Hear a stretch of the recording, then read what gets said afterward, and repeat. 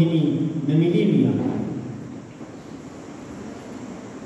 जितका वेळ उरला असेल तितक्या वेळामध्ये जे काही चरित्र मांडता येईल ते मांडण्याचा प्रयत्न राहील.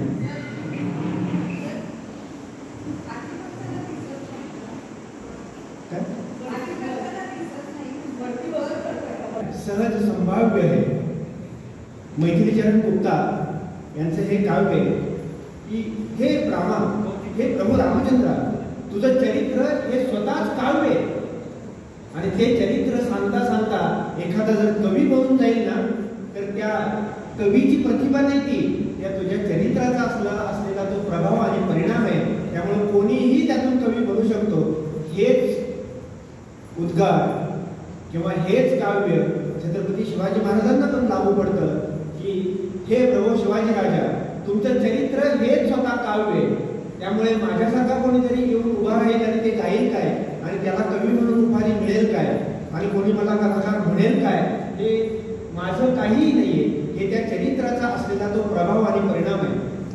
आपल्या भारताचाच इतिहास नाही तर संपूर्ण जगाचा इतिहास जर पाहिला आपण तर प्रभू रामचंद्रांच्या नंतर भगवान श्रीकृष्णांचं चरित्र हे जनमानसांवरती अत्यंत प्रभावशाली असं राहिलेलं आहे. आणि त्यानंतर जर पुढच्या काळामध्ये कोणतं चरित्र जास्तीत जास्त प्रभावी राहिलं असेल तर ते छत्रपती शिवाजी महाराजांचं चरित्र आहे. की आजही आपल्याला छत्रपती शिवाजी महाराज की हे म्हटल्यानंतर जय म्हणा हे सांगण्याची गरज उरत नाहीये. यामध्ये त्या चरित्राचं मोठेपण आणि त्या चरित्राचा प्रभाव सांगवलेला आहे. मी म्हणाल नव्हतं आपल्याला की आता घोषणा होणार आहे आणि त्यानंतर आपण जय म्हणायचे, पण हे जे आपल्या मनातून अंतःकरणातून जय हे उद्गार उमटतात हे तुमच्या वानप्रस्थे असलेल्या लोकांच्या मधूनच उमटत नाही तर लहान असलेल्या मुलांच्या तोंडातून मुखातूनही तेच उद्गार उमटतात. या अशा पद्धतीने 350 वर्ष उलटून गेली आणि जन्माला आता काही वर्षांमध्ये 400 वर्ष होतील. पण 400 वर्षानंतरही त्या चरित्राचा प्रभाव हा काळाबरोबर कमी न होता तो वाढतो आहे. प्रतिपदेच्या चंद्रकलेप्रमाणे त्यांच्या राजमुद्रेप्रमाणे तो वाढतोय. खरं तर प्रतिपद चंद्रलेखे वर्धिष्णुर विश्ववंदिता शाह सूर्णो शिवस्य शाह मुद्रा भद्राय राजते. जसा कलेने चंद्र वाढतो ना तसा हा शिवचरित्राचा आपल्यावरती होणारा आणि असणारा प्रभाव हा वाढतोय. आदरणीय बाबासाहेब नेहमी म्हणायचे इतिहासामध्ये चंदनही खूप आहे आणि कोळसाही खूप आहे. काय उगाळायचं ना ते आपण ठरवायचं. पण त्या पुढची त्यांची विनंती आहे ती खरं तर आता लागू पडावी अशीच आहे की ज्यावेळेस त्या इतिहासातल्या चंदनाचा कोळसा करून उगाळला जातो ना त्यावेळेस भयंकर यातना होतात. किती विवेक जागृत असायला पाहिजे इतिहासाचा अभ्यास करण्यासाठी हे यातून आपल्याला लक्षात येईल. इतिहास म्हणजे कोणी एकेकाळी घडून गेलेली घटना नव्हे. इतिहास म्हणजे त्यांनी जगराहाटी बदलली पाहिजे. जगातील लोकांच्या वागण्यावरती, चालीरीतीवरती आणि जगाच्या एकूणच प्रगतीवरती ज्याचा परिणाम होतो ती गोष्ट, ती घटना म्हणजे इतिहास. अशा इतिहासाचा आंधळा अभिमानही नसावा, तो डोळस असावा असला तर, पण त्याचबरोबर त्या इतिहासाचं यथार्थ ज्ञान असावं ज्यामुळे आपल्याला वर्तमानामध्ये भविष्याच्या दृष्टीने योग्य पावलं टाकता येतील. मला तुम्हाला एवढीच विनंती करायची, परमेश्वराने इतिहासाची मशाल तुमच्या माझ्या हातामध्ये दिलेली आहे. पहा पडतंय का? परमेश्वराने इतिहासाची मशाल तुमच्या माझ्या हातामध्ये दिलेली आहे. ती वर्तमानामध्ये तुमच्या माझ्या हातामध्ये आहे. पण त्या मशालीचा उपयोग भविष्याच्या वाटा उजळवण्यासाठी करायचा असतो, भविष्याची राखरांगोळी करण्यासाठी अजिबात करायचा नसतो. आणि असा जर आपण इतिहासाचा उपयोग करू शकलो तरच आपलं भविष्य हे उज्ज्वल असेल.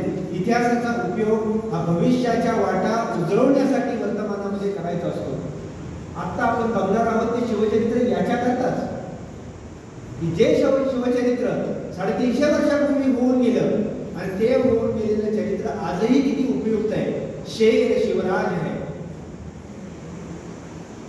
कवी भूषण नावाचा जो कवी आहे तो छत्रपती शिवाजी महाराजांच्या दरबारामध्ये आलेला आहे. अत्यंत प्रतिभावान असलेला मुलगा. त्याची थोडक्यात गोष्ट सांगतो की कारण भूषणांवरती तेवढा प्रकाश प्रत्येक वेळी टाकला जातोच असं नाही. तर आपण जर आपल्या आजच्या व्याख्यानाचा मराठीमध्ये सांगतो टायटलच आपण जर घेतलेलं असेल की शेर शिवराज है, म्हणजे ज्याचं नाव आपण शेर शिवराज है असं घेतलेलं आहे ते काव्य कोणाचं आहे आणि तो कवी कोण होता. कवी भूषण हे त्याचं नाव, पण तो कवी पुढे झाला. भूषण हे त्याचं लहानपणीचं नाव. हा भूषण लहान असतानाच त्याची आई मरण पावली दुर्दैवाने. आई मरण पावल्यानंतर थोरले बंधू होते, वडील एक होते आणि वहिनी पण होती. या सगळ्यांनी अतिशय लाडामध्ये त्या मुलाला वाढवलं. अर्थातच आई नसलेला मुलगा म्हणून ते लाड अतिशय जास्त प्रमाणामध्ये होणं स्वाभाविक होतं आणि तसे ते झाले. अगदी थोडक्यात सांगतो. हस्त खेळतं वय होतं, इकडे तिकडे खेळायला जाणं हे भूषणाचं चाललेलंच होतं. पण आईसारखी माया करणारी वहिनी त्या भूषणाला लाभलेली होती आणि ती वहिनी सतत म्हणायची की भाऊजी तुमचे वडील आणि तुमचे थोरले बंधू ज्याप्रमाणे प्रतिभा जागृत करतात, आपलं काव्य स्वतः निर्माण करतात आणि वेगवेगळ्या ठिकाणी जाऊन कविता सादर करतात, तुम्हीही असंच काहीतरी केलं पाहिजे. 9-10 वर्षाचा मुलगा, कशाचं काव्य आणि कशाचं काय खेळण्याचं वय, त्यामुळे त्याचं काय त्याच्याशी त्या वहिनीच्या सांगण्याकडे फारसं लक्ष नसायचं आणि खेळण्यामध्ये सगळा वेळ जायचा.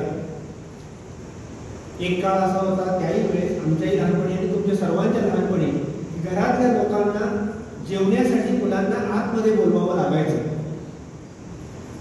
आज परिस्थिती फक्त थोडी उलट आहे की थोडा वेळ तरी बाहेर जाऊन ये, बाहेर सूर्य असतो, बाहेर काही हवा असते ते पण, कारण मुलांचं जग आता 5 इंचामध्ये आलेलं आहे.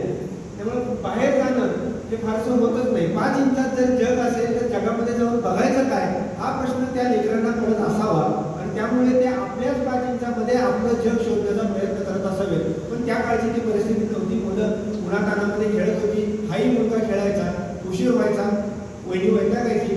कारण आईसारखी माया जी करणारी लोक असतात किंवा आई असते तिचं पहिलं लक्ष असतं मुलगा जेवला का नाही याच्याकडे. तुम्हाला गडावरती हा अनुभव आईसारखाच येत असेल. योगेश बुवा विचारत असतील, अजय बुवा विचारत असतील, प्रभुणे काका विचारत असतील आणि तिघांनी विचारल्यानंतर आपणही 4 घास जास्त खावेत काय आपल्याही मनात वाटत असेल. इतका आग्रह होतोय आईसारखा, घरीच आलोय, यांना वाटत असेल बाहेरला आलोय, यांना असं वाटत असेल की घरातून चांगलंय, घरच्यापेक्षा इथंच चांगलंय, असं वाटण्याची शक्यता आहे. पण हे सगळं होत होतं. आईसारखी माया करणारी वहिनी मुलाला विचारत होती की तू जेवलास का, जेवायला वेळेवर येत जा. पण त्या मुलाचं काही याच्याकडे लक्ष नव्हतं. अर्थातच गावामध्ये त्याचे वडील इतके प्रतिभावान आहे, त्याचा थोरला भाऊ इतका प्रतिभावान आहे, पण तो मुलगा काही करतच नाही. ही तक्रार गावात, आणि गाव छोटी होती, गाव हेच कुटुंब होतं, सगळ्याचा सगळ्याशी संबंध होता. आता आपली परिस्थिती तशी नाही. शेजारी कोण राहतो हे आपल्याला माहित नसतं आणि अर्थात त्यांनाही आपल्यालाच वाटत असतं आपण खूप प्रसिद्ध आहोत, पण शेजारी नाही माहित नसतं की आपल्या शेजारी आमचे प्रसिद्ध राहतात म्हणून. ही परिस्थिती त्या काळामध्ये नव्हती. गावामध्ये सगळ्या घरची परिस्थिती माहीत होती. आणि इथे मात्र भूषणाच्या बद्दल सगळ्या गावामध्ये चर्चा होती की हा काही काम करत नाही, हा काही कविता करत नाही, हा काहीच करत नाही. कसं व्हायचं? एक दिवशी धुणे भांडी करायला यमुनेच्या काठावरती, यमुना नदीच्या काठावरती यांचं गाव होतं. गावाचं नाव टिकमापूर किंवा त्रिविक्रमपूर हे त्या गावाचं नाव. स्वतः भूषणाने त्याच्या काव्यामध्ये हे लिहिलेले. आणि मग एक दिवशी वहिनी धुणे धुवायला ज्यावेळेस यमुनेच्या काठावरती गेली त्यावेळेस सगळ्या बायका तिथे धुणे धुवत होत्या आणि त्यांनी म्हणायला सुद्धा काय तुमचं भूषण काही करतच नाही. नाही माझी भाऊजी चांगले आहे आणि मला आता निघायला पाहिजे. ते आले असतील, भूक लागली असेल त्यांना आणि सगळे जण एक सुरामध्ये नाव ठेवायला लागले. काय त्या भूषणाचं एवढं भूषण सांगतेस, काय करतो का तो? माझ्या वहिनीलाही वाईट वाटलं. अर्थात सत्य परिस्थिती होती, पण वाईट वाटण्यासारखी होती. आणि हे सगळेच तिथेच थांबले. पण वहिनी घरी आली. डोक्यामध्ये तोच विचार होता की सगळेजण आपल्या मुलालाच एक प्रकारे भाऊजींना नावं ठेवत आहेत, हे बरोबर नाही. आणि तोच राग किंवा तोच विचार मनामध्ये घेऊन आता काल आपण मन कराने प्रसन्न ऐकलं, पण एवढं सगळं ऐकल्यावर कसं प्रसन्न व्हायचं मन? त्या माऊलीचं मन एकदम रागाने आणि तिळपापड झालेला घरी पोहोचल्या त्या. आणि पोहोचल्यानंतर भूषण एकदम तोपर्यंत बाहेरच होता. तो पळत पळत आला आणि वहिनी जेवायला वाट, जेवायला वाट, भूक लागली आहे, भूक लागली आहे, जेवायला वाट, जेवायला वाट.